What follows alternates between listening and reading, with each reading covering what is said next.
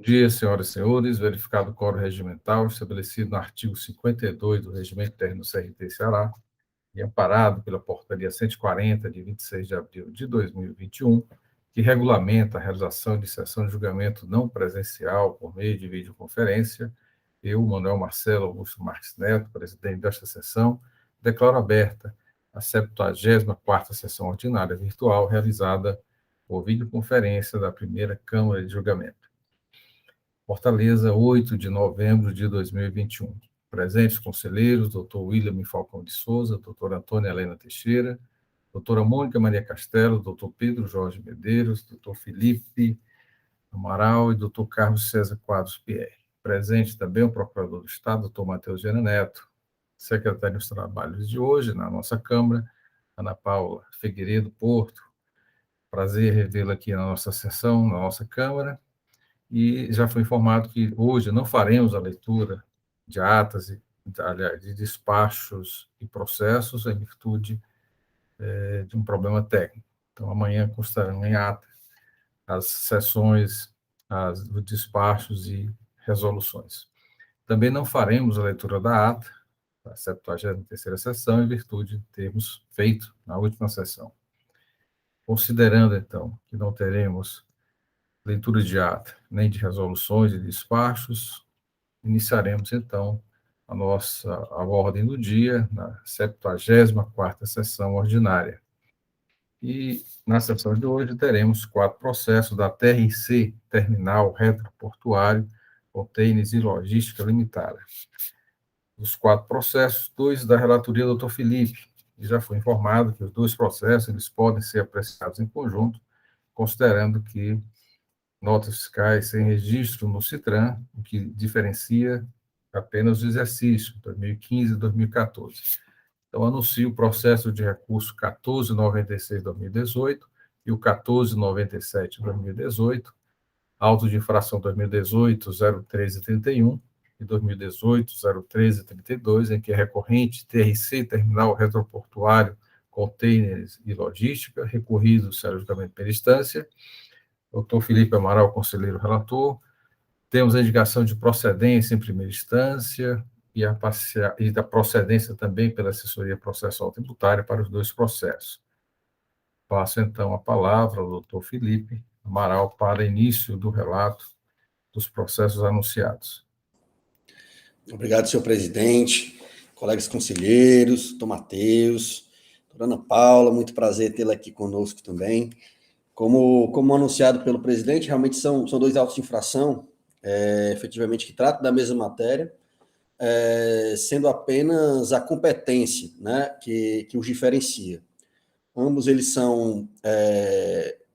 decorre de uma infração advinda da ausência de aposição do selo fiscal de trânsito, em que os autos de infração eles têm a seguinte ementa: entregar, transportar, receber, estocar ou depositar mercadoria acompanhada de documento fiscal, sem o selo de trânsito ou registro eletrônico, exceto nas operações de saída interestadual. O contribuinte teleescriturou várias notas fiscais no registro, sem o registro no CITRAN, no valor total de, no caso da competência 2015, aproximadamente 2,5 milhões e 1,5 milhão no outro auto de infração, que é referente ao ano de 2014. Foram apontados como infringidos os artigos 153, 155, 157 e 159 do nosso regulamento, e a penalidade aplicada foi a prevista no artigo 123, 3M da Lei 2.670, que foi aplicada no percentual, incidente sobre o percentual de 20% sobre o valor das operações. Como elemento de prova da infração noticiada, o agente fiscal registra que a fiscalização deu-se por análise do relatório de malha fiscal, colacionando a auto de infração e também a própria listagem nas informações complementares das notas fiscais cujo selo de trânsito não teria sido realizado, né? nem o selo, nem o registro CITRAN. Então, ele coloca lá, tanto no próprio auto de infração, tem a relação das notas, como no CD1, que anexa ao auto de infração. E na impugnação, em ambos os processos, as defesas são idênticas. O contribuinte ele apresenta uma defesa tempestiva e sustenta os seguintes fundamentos, né? Primeiramente, ele argui a irregularidade formal do auto, suscitando a nulidade da autuação por ausência de informações claras e precisas acerca dos livros e documentos que ensejaram as conclusões da fiscalização. Alega ainda, no segundo plano, a nulidade e subsistência do auto de infração, suscitando a possibilidade de culpa de terceiros. No caso, seriam os fornecedores domiciliados em outros estados, que eles sim é que não teriam realizado o respectivo registro no CITRAN. Destaca que as notas fiscais estão registradas, né? Diz até que estão registradas no CITRAN também, e as mercadorias estariam sujeitas à substituição tributária, aduzindo ainda não haver prova de não haver qualquer prejuízo ao erário. Suscita, por fim, a necessidade de aplicação do princípio da verdade material e, consequentemente, a improcedência da autuação.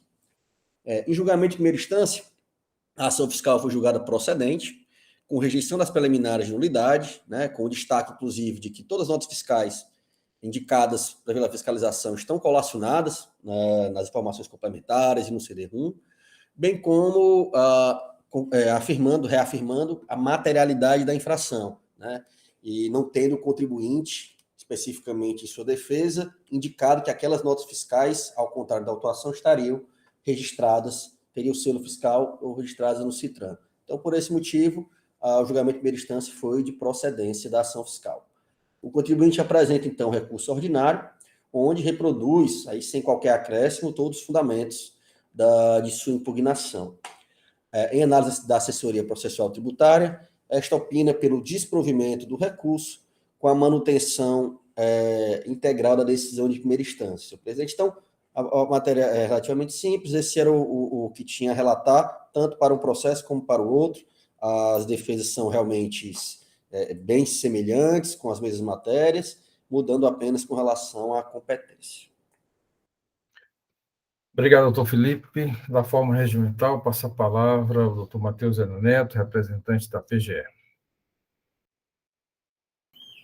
Tudo bem, senhor presidente, cumprimentar a todos mais uma vez, um bom dia, uma boa semana. A matéria aqui tratada é rotineira no CONAT, que é a falta de selo de registro das notas fiscais de entrada. E os argumentos utilizados pelo contribuinte normalmente são o mesmo. O principal argumento utilizado pelo contribuinte nesse caso é o de que as notas fiscais foram registradas no seu livro.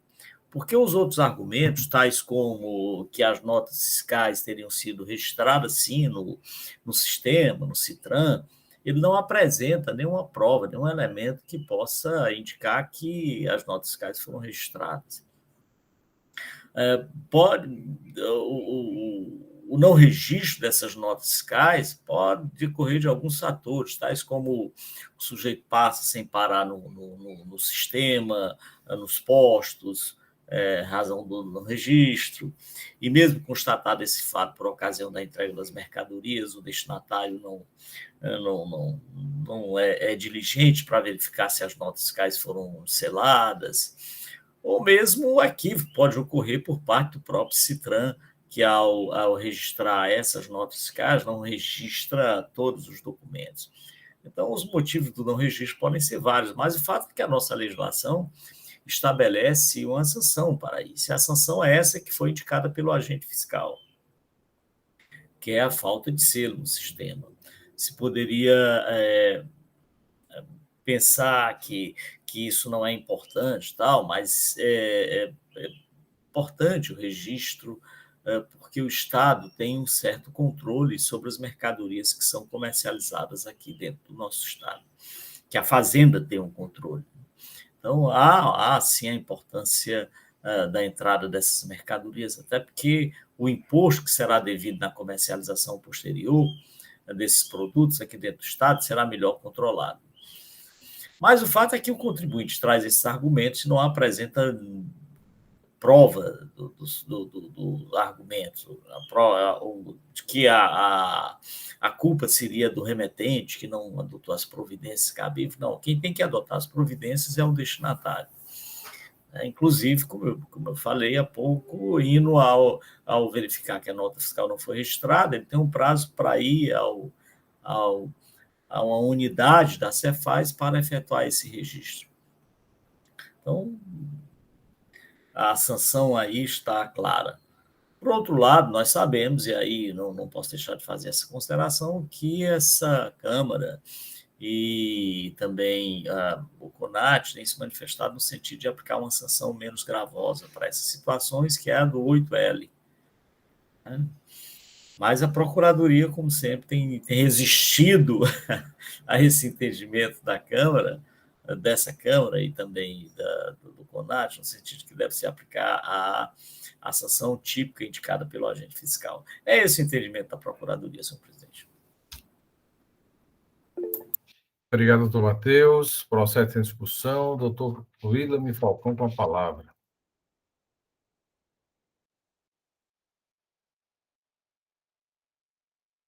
Doutor Matheus, eu tenho a impressão que teve um equívoco no final, falando no 8L, porque não é falta de escrituração, não, é selo fiscal.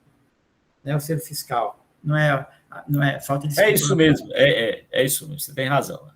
Agora sim, senhores conselheiros, eu fico, já fiz essas críticas em algumas vezes. A fiscalização, quando vai aplicar a legislação, ela nunca, raramente, você vê, claro, não vou generalizar, mas, em regra geral, não vê, dentro daquela penalidade, se tem atenuantes e verificar se, naquele caso concreto, se aplica a atenuante. Você vê, em alguns casos. Esse é o típico caso. Olha aqui. Qual é a acusação fiscal? Só um instante. A acusação fiscal é entregar, transportar, estocar ou depositar mercadoria acompanhada da comercial sem o selo fiscal de trânsito, o registro eletrônico, exceto nas operações de saídas interestaduais, que a saída está fora, que é a entrada. Contribuinte em tela, aqui, o próprio fiscal alertou, o contribuinte em tela escriturou várias notas fiscais sem registro no CITRAN. Está dizendo que as notas foram escrituradas, mas não tinham selo, mas foram escrituradas, no valor total de 2 milhões. E aplicou o CIT 23.3M direto. Eu já vi vários colegas fiscais colocam lá, parágrafo 12. O que é que diz o parágrafo 12? Quando as notas fiscais estão escrituradas e o imposto pago. Quer dizer, ele viu que a nota fiscal estava escriturada, que é um atenuante para levar o parágrafo 12, mas não foi atrás de saber se o imposto daquela nota, se tinha imposto a pagar, porque às vezes pode nem ter, se tinha imposto a pagar, né, um antecipado, que é a entrada, né, ou com um diferencial de alíquota, ou menos subvenção tributária, não foi ver, e ficou só aí, e não aplicou o parágrafo 12. E nós, como julgadores, porque o contribuinte não atentou, mas esse imposto dessa nota foi pago. Realmente o contribuinte não trouxe isso. Nós vamos, sabendo que tem essa atenuante, não vamos verificar. Eu tenho essa preocupação, embora não faça perícia nem nada, o contribuinte às vezes não traz, aí passa sim. Mas no caso concreto aqui, está dizendo claramente que o contribuinte escriturou, que é um dos casos do parágrafo 12. Faltou ele dizer, mas não recolheu o imposto. Tudo bem, é o parágrafo, é o 3M. Ou se recolheu o imposto, é o parágrafo 12. Mas o que me chama a atenção é que esse mandado de ação fiscal resultou em 4 autos de infração. 4, que são esses 4 que estão na pauta. Se os senhores olharem o termo de conclusão, vão atestar isso aí, vão verificar isso. 4 autos. Desses 4 autos de infração, os 2 primeiros é falta do selo na entrada, e os 2 seguintes, os 2 últimos, é deixar de escriturar. Relativamente, o terceiro, nota fiscal de 2014, e o segundo, de 2015. O mandado de ação fiscal não resultou na cobrança de nenhum imposto. De nenhum imposto. Aí, o que é que fica? Eu, como julgador, né? Se ele não cobrou, ele só cobrou multa. Não cobrou a principal, que é o imposto. Não cobrou. Se ele não cobrou, eu entendo que ele viu que não tinha imposto a ser cobrado do contribuinte. É o caso. É isso que eu estou trazendo a discussão, senhor presidente. Senhor presidente. Pois não, doutor Matheus. Uma consideração bem rápida. É só essa parte final, referida pelo doutor William. Realmente eu fiz confusão e tratei de falta de escrituração de nota fiscal quando é falta de selo final, a conclusão. Ele tem toda a razão. E, nesse caso, há de se concordar com a manifestação dele, no sentido de que, quando o agente fiscal não cobrou o imposto referente a essas notas fiscais indicadas, não há cobrança, há que se presumir porque não há imposto a ser pago. Né? Quanto à escrituração, o próprio agente fiscal afirma que foi a partir da escrituração dessas notas fiscais que ele identificou, através das informações fornecidas pela Receita Federal, que ele identificou a infração. E, portanto, se ele não cobrou ICMS nessas operações e se as notas fiscais estão escrituradas, há de se aplicar sim a minorante. E, nesse sentido, a Procuradoria entende, concorda com a manifestação do doutor William. É isso, senhor presidente. Obrigado, doutor Matheus. Da forma regimental, aqui passa a palavra do doutor Pierre e depois do doutor Felipe Amaral. Muito obrigado, senhor presidente. Bom dia a todos. Doutor Matheus Viana, nossa querida Ana Paula, seja bem-vinda. Meus amigos, colegas, eu percebi o seguinte, eu estava lendo o relatório dessa infração e tem um determinado período que, equivocadamente, eu acredito, ele fala 2013.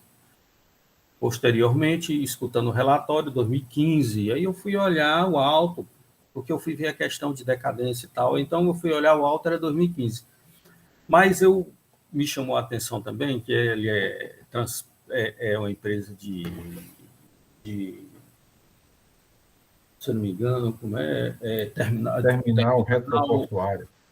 Aí eu pensei, rapaz, essa mercadoria não vem de fora não e tal, mas aí eu fui olhar as notas, a relação das notas, aí eu me deparei com outro fato estranho. No CD que tem aqui, estou falando do primeiro auto, desse 2015, certo? A base de cálculo que tem lá é diferente da base de cálculo da autuação. Lá tem 2.081.104,63. Aplicando-se a multa do fiscal, 20%, daria 416. Então, o que é que ocasionou isso aqui? É um erro, doutor Felipe, assim, convém que nós olhemos, porque, assim, ele fala no relatório, uma parte ele fala de exercício 2013, depois fala 2015. Aí, no CD, tem uma base de cálculo 2015 de 2.081.081. Na autuação, tem 2.500.000 e tanto. Qual é o certo? E o contribuinte foi intimado de qual? Pierre, na verdade, permita, presidente, esclarecer e já também algumas dúvidas que eu mesmo tenho, mas no CD você vai ver que tem várias abas. A aba do auto de infração é a aba do meio, tem IND 07. Lá você vai ver realmente, aí tem lá, ausência de escrituração ou ausência de selo 2014. Aí tem lá, 1.521.560. Logo embaixo, 2015, aí tem 2.532.738, tal qual está no auto de infração. Nem são tantas notas, mas algumas delas são realmente que o valor é bem elevado, né? Tem nota aqui de R$870 mil, tal, tudo. Certo. Quer complementar ainda? A outra planilha que abre é relacionada... porque tem umas abas, tem várias abas, isso. Tá certo. Ok. Tudo bem. Era essa a minha dúvida, então. Então, pronto, concordo desde já com a questão do benefício da redução da multa previsto no parágrafo 12. É isso, senhores. Obrigado, doutor Pierre. Pela ordem, doutora Helena, doutor William Falcão. Doutor Felipe também pediu a palavra.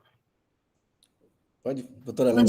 Bom dia, senhor presidente, bom dia a todos, senhor procurador, senhores conselheiros, Paulinha, secretária.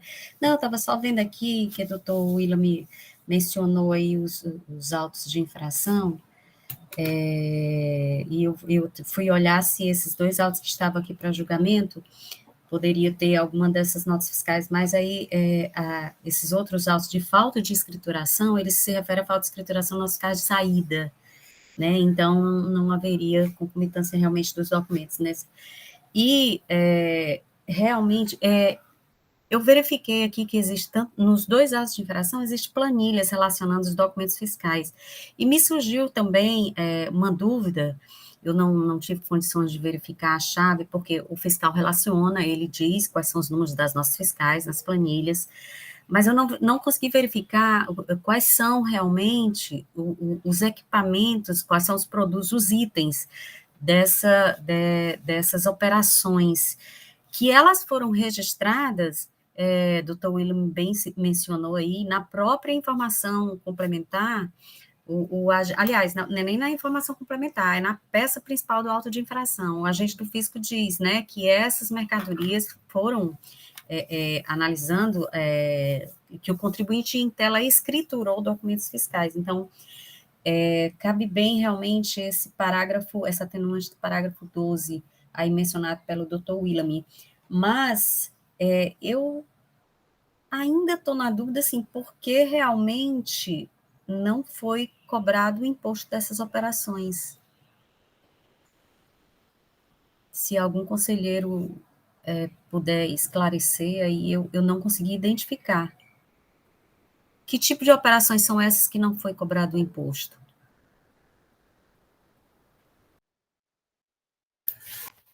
Pela ordem, doutor Felipe Amaral e doutora Mônica. Olá, senhor presidente. É uma dúvida que eu tenho também, confesso também que não abri nota por nota aqui, e essa informação ela não está muito clara, né? Nem nas informações complementares e nem no contribuinte. O contribuinte afirma, senhor presidente, que as operações estão sujeitas à substituição tributária, doutora Helena. Eu não tenho essa confirmação aqui, muito embora os outros dois autos, inclusive, também sejam todos de substituição tributária, e isso justificaria ou explicaria a ausência de cobrança do imposto. Independentemente da substituição, o fato de não ter sido cobrado, realmente, por algum motivo, o imposto não é devido, seja por ter sido pago ou por não incidir. Então, acho que já estaríamos aqui, vamos dizer assim, aptos a aplicar a minorante do parágrafo 12. Mas eu acho até que, se for substituição tributária, poderíamos até cogitar o 126 parágrafo único, de 1%, né? Mas essa realmente é uma dúvida. O contribuinte disse que é substituição tributária, tá? Mas isso não está no auto de infração de forma clara em nenhum momento. Teria que realmente fazer análise aqui das notas para saber se seria ou não. Essa era até uma ajuda que eu ia pedir para os colegas, especialmente do fisco, pela familiaridade, se era possível identificar se era ou não substituição tributária, porque isso não está descrito no auto de infração, muito por força da crítica que o próprio Dr. William fez, né? Assim, não se limita, o fiscal não teve o zelo ou a diligência de aferir se outras circunstâncias atenuantes estariam ou não presentes, né? Então, essa informação acabou ficando realmente meio vaga.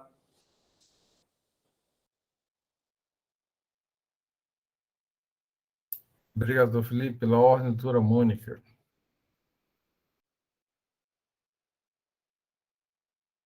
Com a palavra, doutora Mônica. Desculpa, por exemplo, porque eu estava na outra tela, não estava conseguindo voltar. Ok. Eu entrei aqui no portal da nota fiscal eletrônica, peguei 2 notas fiscais, e uma delas se refere a... Estou aqui com a nota fiscal, acesso bem, número 489, eu acho que peguei uma chave de acesso, em que fala que é bem de ativo imobilizado para uso, né?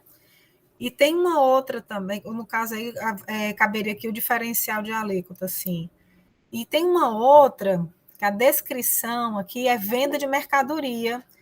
E aí só fala, na descrição do produto, apenas ele fala uma quantidade aqui, né? Só que ele bota só a letra inicial. Não sei, as notas fiscais estão vindo assim agora, não sei se é para... Na consulta completa, ele pede a certificação digital. Eu estava procurando aqui o meu certificado digital para poder entrar e verificar a mercadoria. Então, assim, eu não tenho, nesse momento, assim, eu não estou conseguindo dar essa informação agora, nesse momento. Mas uma delas eu consegui ver que realmente se trata de ativo imobilizado.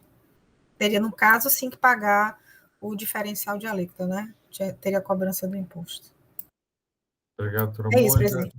Obrigado. Doutora Helena, com a palavra. Pois é, senhor presidente, o meu questionamento sobre a natureza dessas operações e os tipos de produto era exatamente por conta dessa aplicação dessa penalidade, Porque se forem mercadorias sujeitas à substituição tributária, então seria o ponto da gente discutir aqui a questão da aplicação do artigo 126.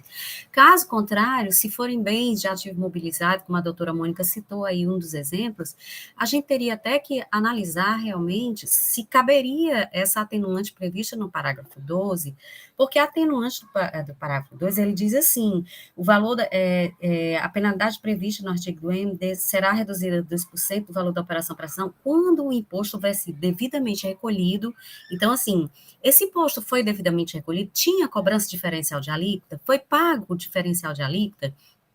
Então, eu acho, assim, de suma importância a gente tomar conhecimento mesmo de que tipo de operações foram, quais foram os produtos, tanto para fins de aplicação do artigo 126, caso se trate de substituição tributária, ou para verificar se a gente vai realmente aplicar essa atenuante do parágrafo 12 ou não, né?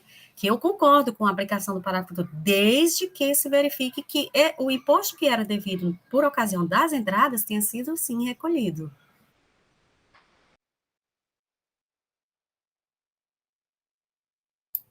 Pela ordem, doutor Pierre. Doutora Helena está solicitando uma diligência? É isso, doutora? De certa forma, doutor Pierre, me permita, senhor presidente, só responder aí o questionamento do doutor Pierre. Na verdade, é porque, assim, são algumas notas que aqui em sessão seria difícil a gente abrir, porque elas estão identificadas por chave. Então, a gente teria que abrir nota por nota, e eu acho meio difícil a gente... Não é que é difícil, é complicado fazer isso agora em sessão. Então, na verdade, seria quase que uma consequência mesmo a gente encaminhar para a diligência para verificar a natureza dos produtos e das operações e se o imposto foi efetivamente recolhido por ocasião da entrada, né? Que eles não levaram selo, elas não foram seladas, não foram, mas elas foram escrituradas e pode ser que tenha imposto a recolher, para poder a gente ver se a gente aplica mesmo o parágrafo 12 ou não. E não dá para a gente fazer isso aqui em sessão, então, creio que acabaria tendo que... eu vou fazer uma observação. Meus amigos, sem desmerecer a questão, logicamente, da substituição tributária, mas vamos falar na questão do recolhimento do imposto. Para que o imposto seja devido, precisa haver um lançamento. Se não houver lançamento, seja do fisco, ou seja por homologação do contribuinte, não há imposto devido. Ok? Então, assim, imposto que seria devido é uma coisa, imposto devido é outra. Então, vamos supor, se agora tiver uma operação que seria sujeita ao imposto, mas não foi lançado, eu vou dizer que ele não tem atenuante, porque não foi recolhido o imposto. Que imposto se não tem lançamento? Então, eu acho o seguinte, a autuação ela não cobrou nenhum imposto, e ela não fez só a questão do selo, ela fez, inclusive, olhou a escrituração digital da empresa e tudo mais, ou seja, foi uma fiscalização mais ampla. Não me cabe agora fazer nenhum tipo de lançamento e exigir imposto. Não foi pago imposto. Que imposto? Precisa ser lançado. Se não foi lançado pelo fisco e pelo contribuinte, eu estou dizendo uma hipótese, né? Porque eu estou pressupondo que não tinha imposto, já que o fiscal não lançou, né? Ou então, se teve diferencial, foi pago, né? Mas se por acaso seria o caso de existir um diferencial de alíquota, o contribuinte não lançou, ninguém lançou, esse imposto não é devido. Então, eu me acosto logo pela aplicação da minorante do parágrafo 12. É isso. Obrigado, doutor Pierre. Pela ordem, doutor Matheus Viana e doutora Mônica.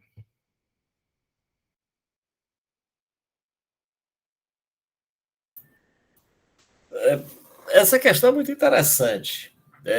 Com a observação que foi feita até pelo doutor Willam, no sentido de que os dois autos de infração seguintes tratam de operações de saída de mercadoria que não foram registradas, e eles, em decorrência da previsão de não exigência dessa obrigação, eles deverão ser declarados nulos ou improcedentes, pois bem, deverão ser extintos. Há um dado que me parece que é relevante. Na nossa legislação, há um dispositivo que diz o seguinte, que é um ônus do auditor fiscal. Aliás, passível até de, talvez, de algum tipo de responsabilização, quando a nossa legislação diz: sempre que o agente fiscal identificar a falta de recolhimento do imposto, deverá adotar as providências cabíveis para isso. Sob pena de sofrer algum tipo de sanção por conta disso, por negligência, sei lá.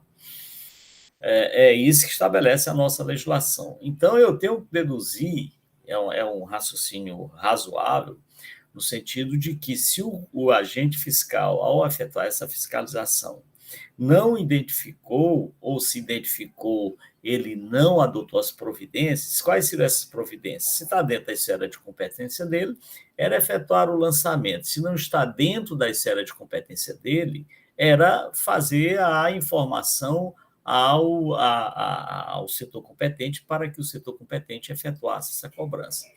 Então, há que se deduzir, por uma questão lógica da própria legislação, que se o agente fiscal não efetuou a cobrança, quer seja do diferencial de alíquota, no caso do bem de ativo, quer seja no caso da substituição tributária ou outra operação qualquer, antecipado, é porque ele não identificou. Eu tenho que pensar que o agente fiscal ele é competente, que ele agiu, que fez seu trabalho correto. Eu não tenho nenhuma razão para achar que ele foi negligente no seu trabalho. Tanto é que ele lavrou 4 autos de infração. Então, eu manifesto assim, o entendimento de que o caso, sim, é de aplicação da sanção mais benigna, porque ele próprio foi o agente fiscal que declarou que as notas fiscais estavam escrituradas, e foi a partir dessa escrituração que ele aplicou a sanção. Então, eu reitero a manifestação anterior no sentido da aplicação mais benigna. É isso, senhor presidente. Obrigado. Doutora Mônica, com a palavra. Assim, num trabalho de fiscalização, né, quando a gente vai fazer, principalmente hoje, quando a gente tem, assim, metas tão, assim, difíceis de serem cumpridas, muitas vezes, assim, na fiscalização, você elege realmente qual é o foco da fiscalização que você vai ter, né?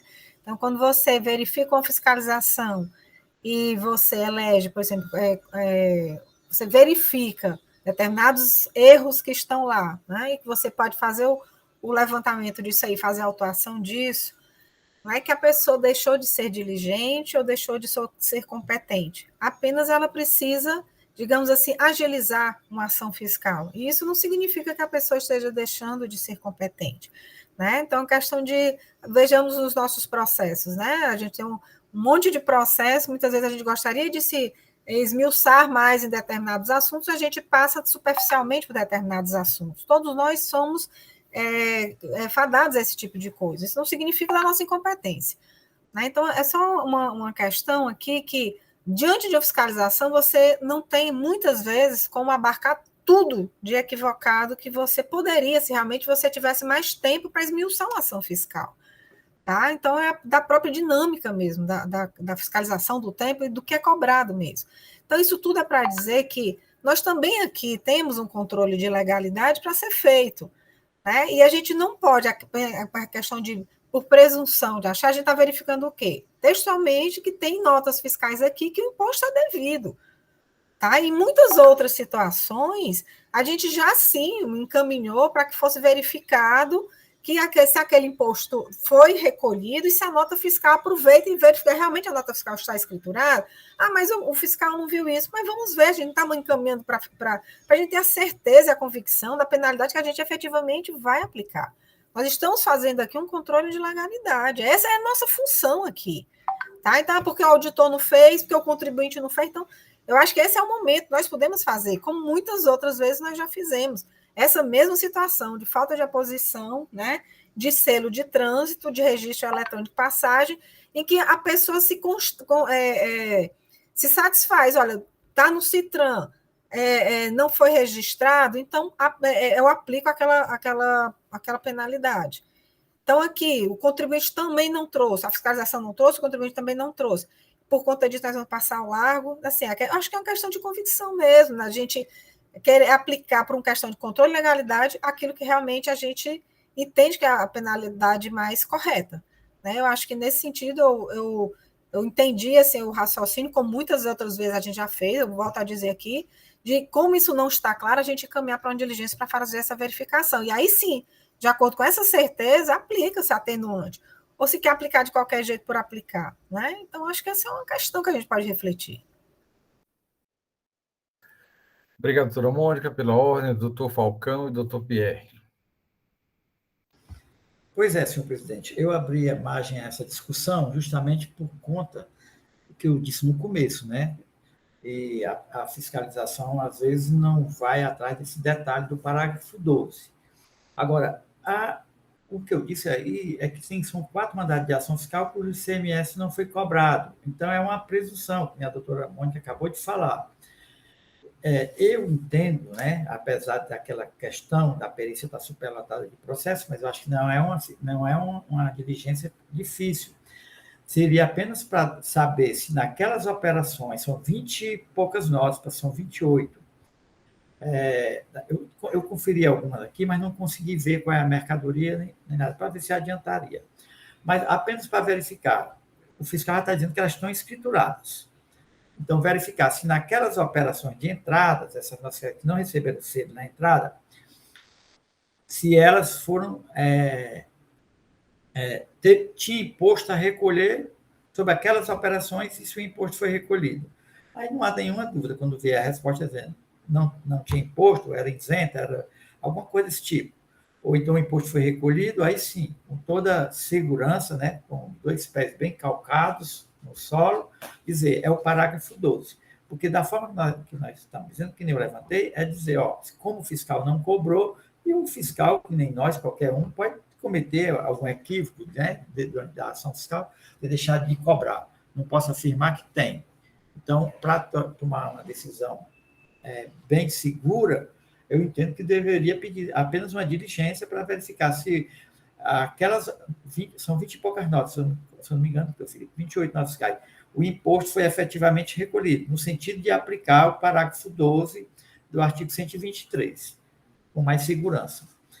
E, assim, porque os outros 2, o último processo, o fiscal disse claramente que era imposto sujeito à submissão tributária e o imposto foi retido, e ele aplica o artigo 126, de falta de escrituração, no ato de infração.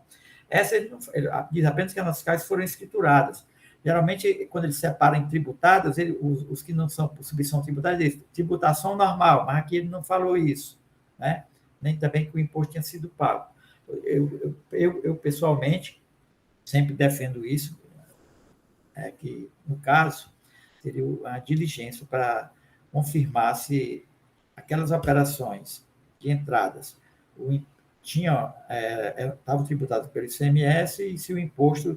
E havia, naquelas operações, imposto a recolher o fisco cearense. É isso, meu querido. Obrigado, doutor Falcão. Doutor Pierre, com a palavra. Muito obrigado, senhor presidente. Apenas para chamar a atenção que o contencioso ele controla a legalidade dos atos da administração no que se refere ao lançamento em si, não à legalidade de o que o contribuinte deixou de fazer fora, se ele lançou não sei o que e tal, e a gente agora vai lançar. Não pode, isso aí é o controle da legalidade do ato praticado no lançamento, só isso. Mas eu quero fazer também uma observação seguinte, vamos supor que das 20 notas aqui, uma seja do ativo, as outras 19 sejam de substituição e tenham sido pago. É possível esse desmembramento, ele teria direito a 2%, aí no caso seria 1%, né? De essas 19 e o outro fica 20. Como é? Aí houve um erro da fiscalização, a fiscalização teria, em virtude dessa aplicação, que ter separado os lançamentos, aquilo que era tributado e o que não era. Aí nós vamos chegar, então, que o alto é nulo, como é? Eu proponho a aplicação direta dos 2%, mas estou aberto aqui ao que o relator decidir. É isso. Conselheiro Pierre, essa diligência não tem nenhum problema de afetar nenhum auto.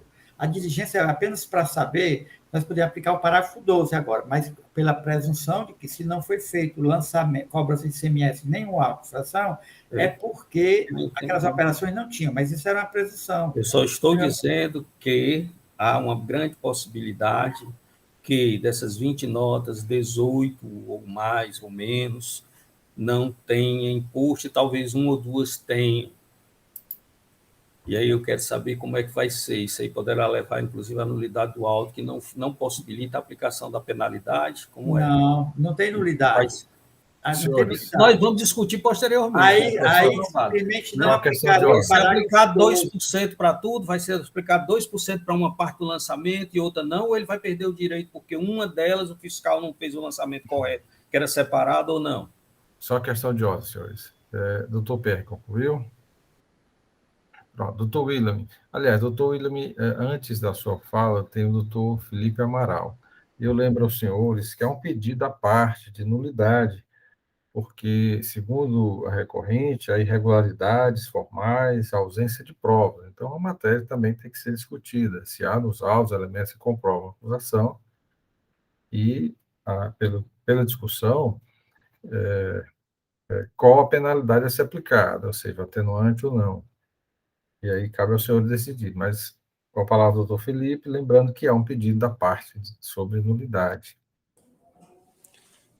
Olá, senhor presidente.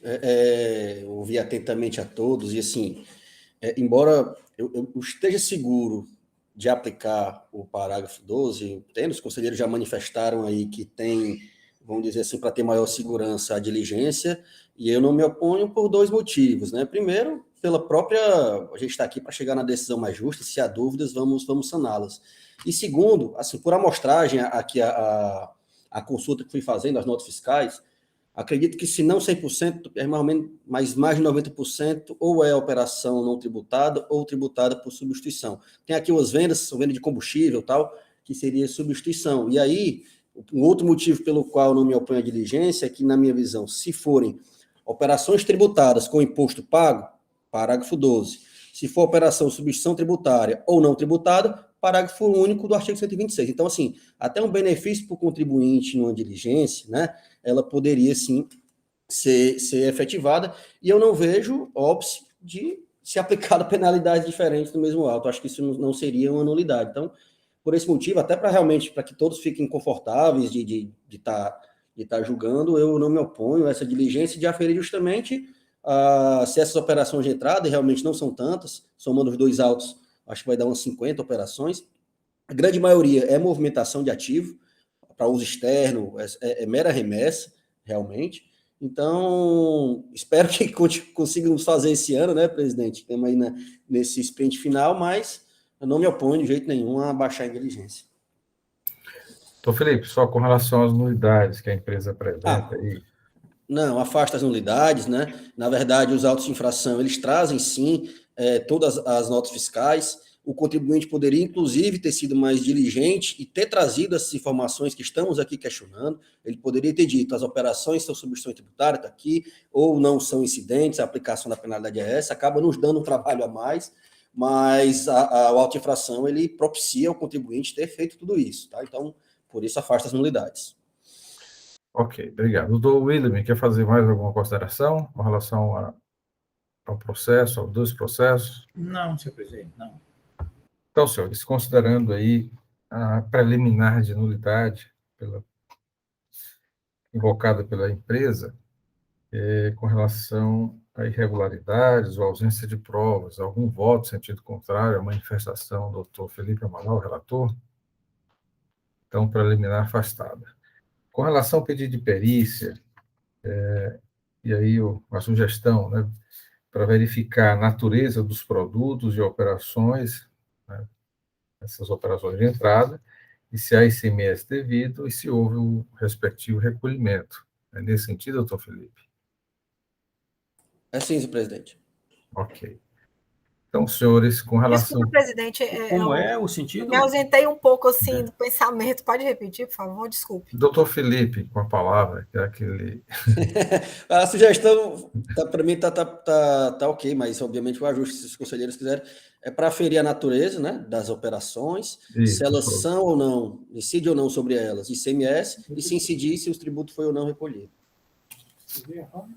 Seria possível acrescentar se estão devidamente escriturados, né? Já que vai verificar isso aí. O fiscal já disse isso. O próprio fiscal já disse. Né? Sim, mas a gente vai mandar para uma diligência, né? Assim, uma questão de aplicação dos dois.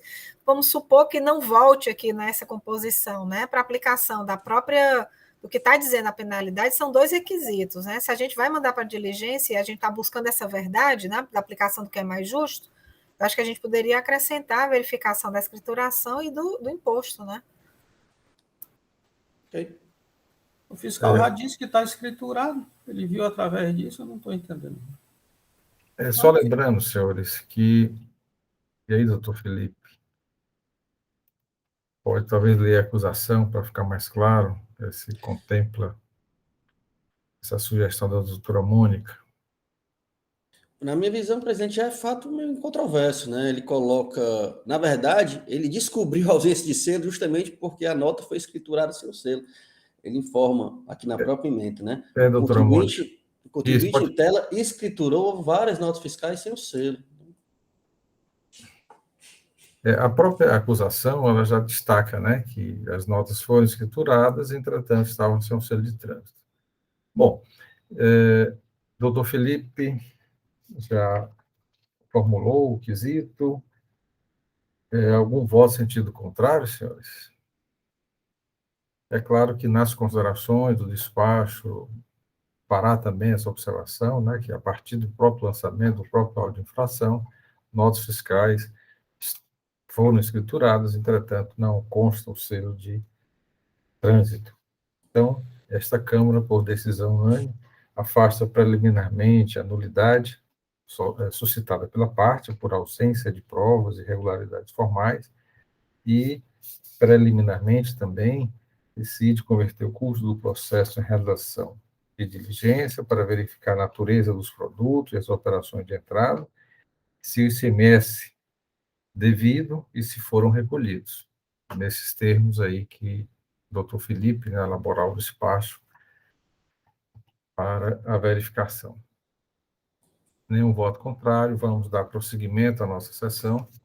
Não, senhor presidente, o meu voto é no sentido de acrescentar a escrituração, se for possível, né? Não sei se isso seria um voto contrário, mas seria apenas de solicitar a verificação da escrituração.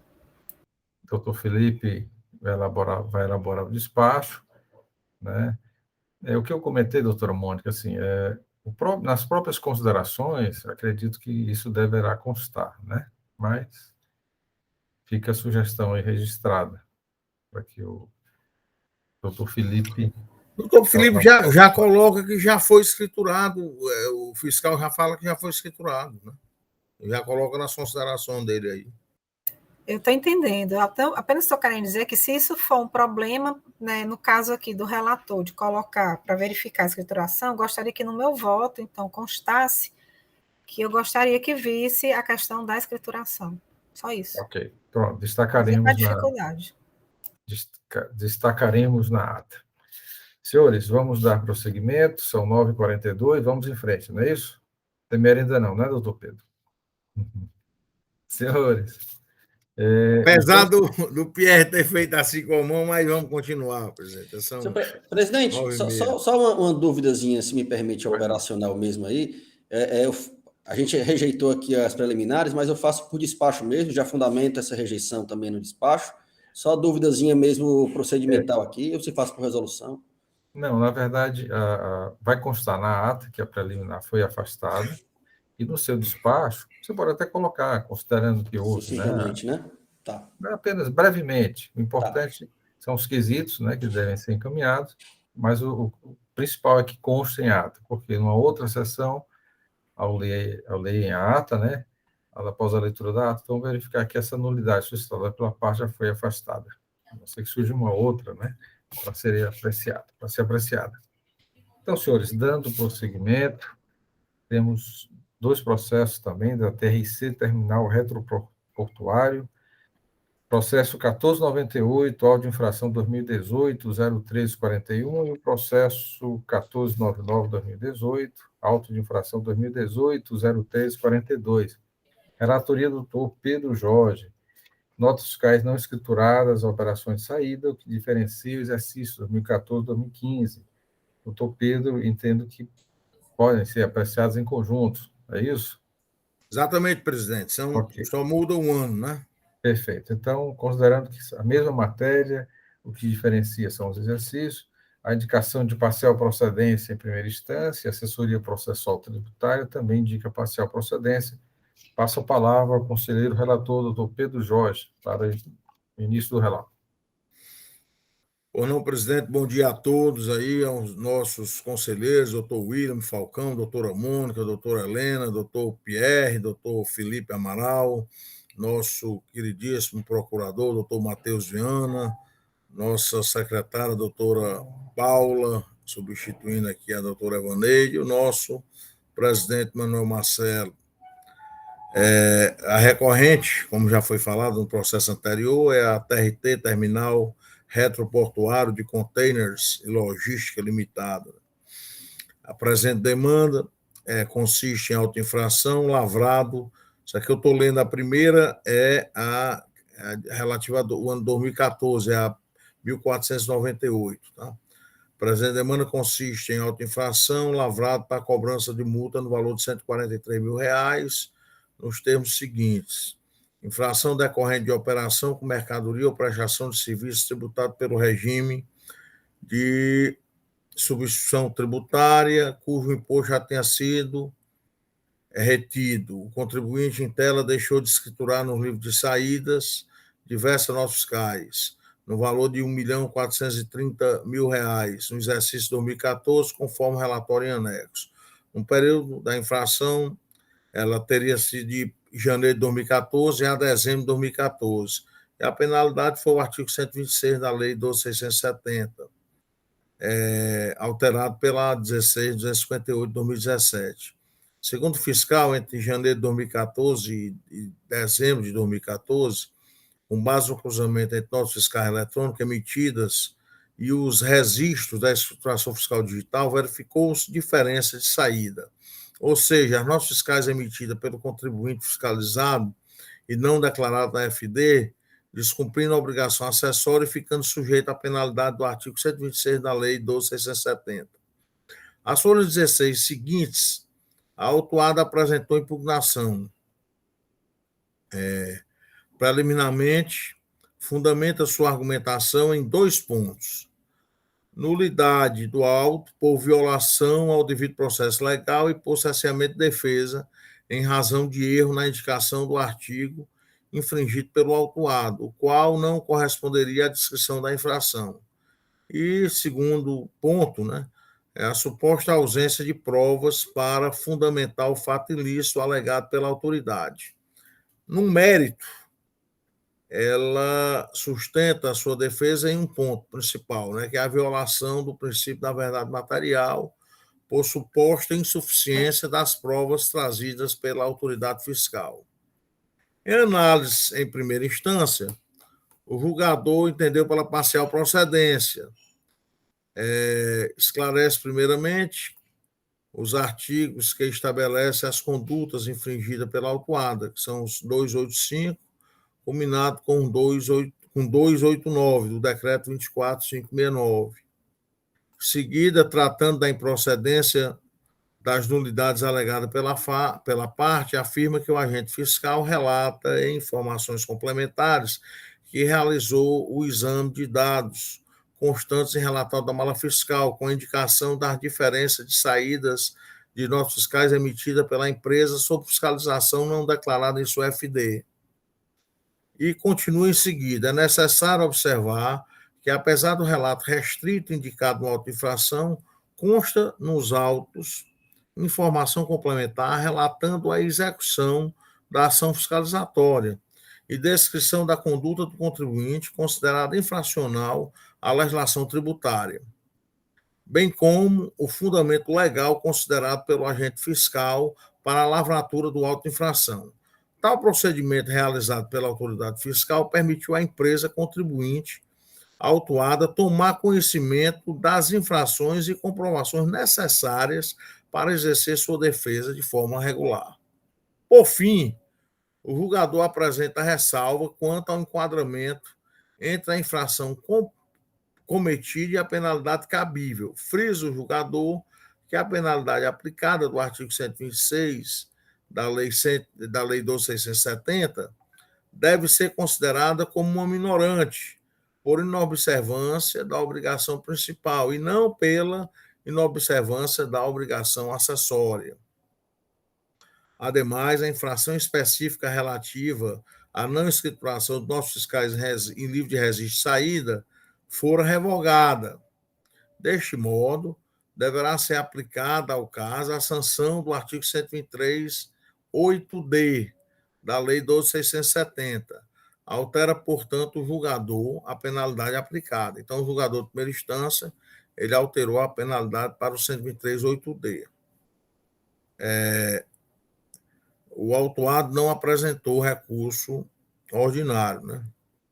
Mas foi para a assessoria processual tributária, né? Subiu, e a assessoria processual tributária emitiu parecer sugerindo conhecer o reexame necessário, porque foi, no caso, subiu o reexame necessário, para dar provimento em parte. Firma a assessoria a necessidade de realizar-se o reenquadramento da penalidade estabelecida inicialmente no auto de infração, mas discorda da posição do julgador de primeira instância, frisando que há sanção específica para a conduta ilícita em questão. Nos termos do parecer, por se tratar de omissão de informação em arquivos eletrônicos, a sanção deve ser do artigo 123, 8L, da Lei 12.670, que estabelece a punição no montante de 2% do valor das operações omitidas, limitando-se a 1.000 FIIs por período de operação. Então, esse foi o relato, né?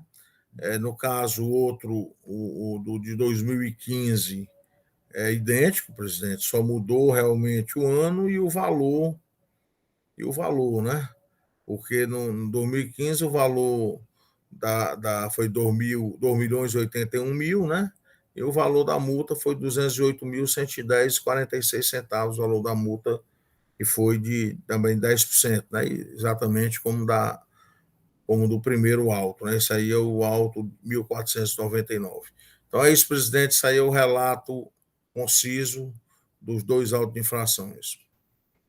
Obrigado, doutor Pedro. Eu faço aqui uma correção. Na pauta, quem recorre, na verdade, recorrente, é sério julgamento de primeira instância, recorrido ao terminal, uma vez que não houve recurso ordinário, né? Então, só essa observação. Exatamente, presidente. Obrigado, doutor Pedro. Isso para os dois processos. Da forma regimental, passa a palavra ao representante da PGE, doutor Matheus Viana Neto. Bem, senhor presidente, mais uma vez, assim, o contribuinte, ele, na verdade, ele se satisfaz com a argumentação retórica e não apresenta elementos probatórios, etc., né? Quem acaba fazendo análise mesmo é o julgador de primeira instância a respeito dessa questão, que é a falta de escrituração de nota fiscal e a consultoria. Interessante destacar que a infração por falta de escrituração nas operações de saída, antes havia previsão de uma sanção para esse tipo de conduta por parte do contribuinte, quando ele não escriturava as notas fiscais de saída.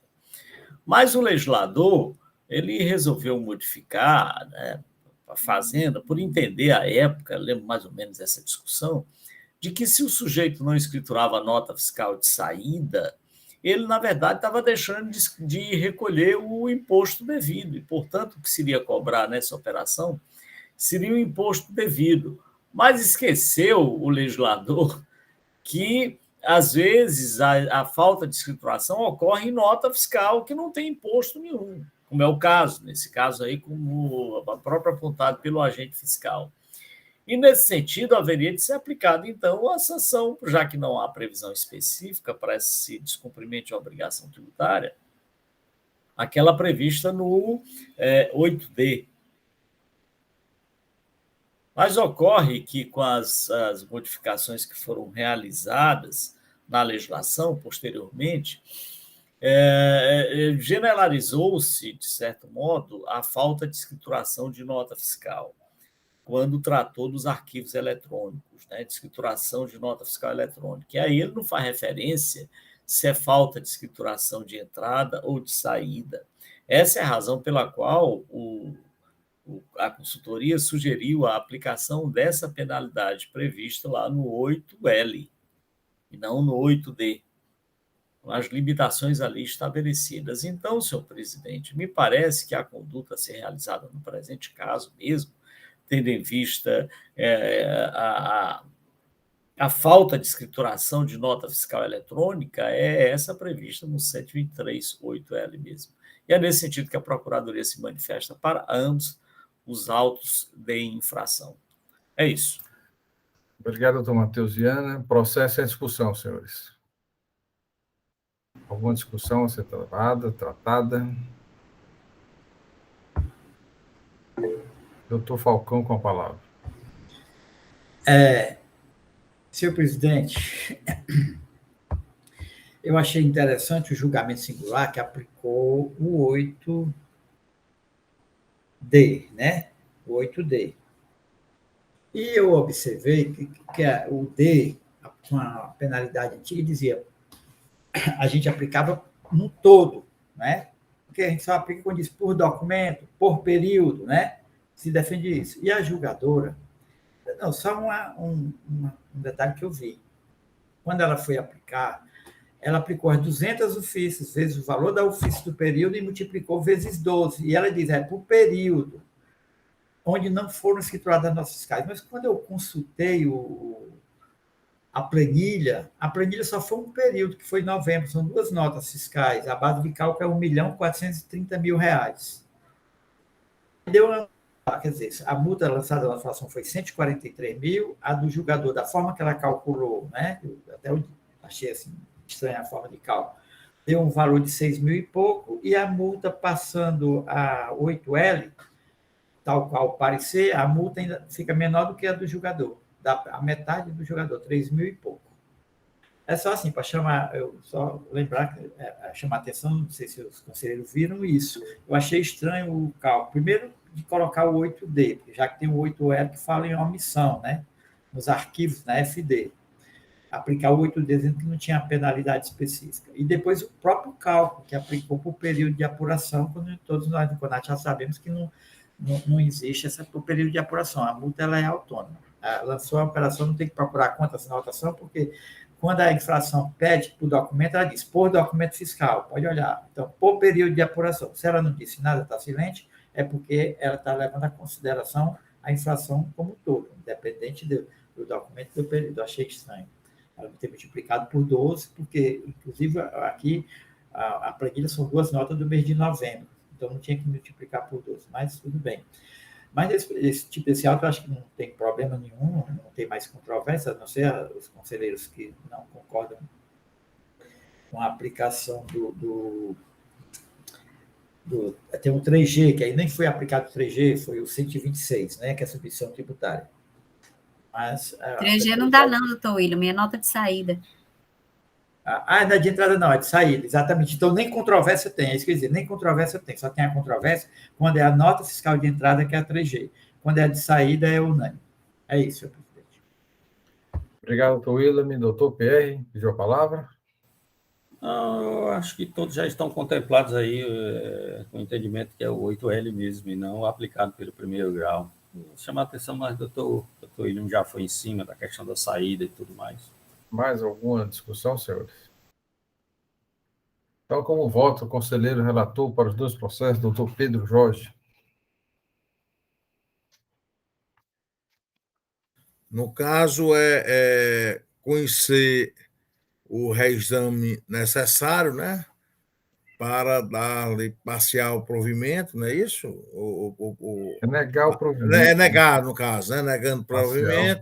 Negando provimento para que seja aplicado a sanção do artigo 123, 8L, segundo a assessoria processual tributária, a proposta da assessoria, parecer da assessoria processual tributária.